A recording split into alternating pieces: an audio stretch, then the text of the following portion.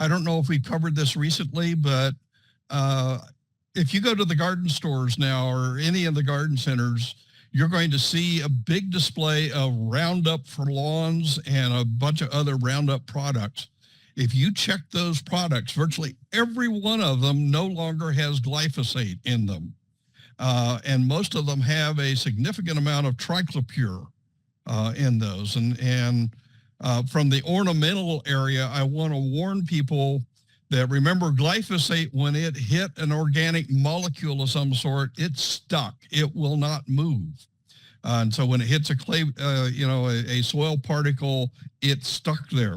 But these other materials that are in the current Roundup brand are highly mobile. And if you've got tree roots or shrub roots or things like that, we're already beginning to see a little bit of evidence of that. People are saying, my tree just didn't leaf out very well, or my shrub's got small leaves on it. It just doesn't look very good. And we ask them, well, did you use a little Roundup to edge your flower bed or something like that? And so be very cautious about that.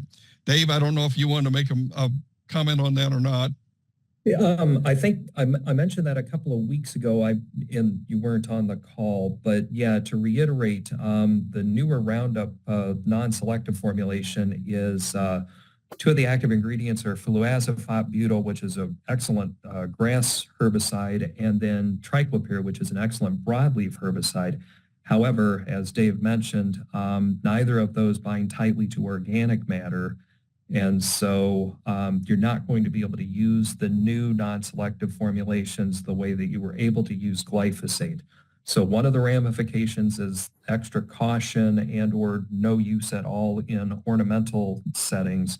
The other one is that when it comes time to reestablish by seed in the summer, we would typically tell people to apply glyphosate, and then, the label says wait 7 days and then you can apply your seed. Honestly, that 7-day window was in case you grossly over-applied and you had free glyphosate in the soil solution because, there weren't enough binding sites on the soil. Usually you could get away, if you knew what you were doing, you could get away with putting the seed down the day after you made the glyphosate application. But if you look at the new label, they're saying 4 weeks. Because the triclopyr and the fluazephat will leave a residual that lasts for that length of time. And so that's something else that people are going to have to be cognizant of, is that, those products work well, but there are some ramifications to their use that didn't exist back when, the non-selective Roundup formulation included glyphosate. Now, the thing that's really unfortunate is that in a lot of stores right now, you can buy both the glyphosate-based formulation and the newer formulation, and they're like basically 2 shelves apart from each other.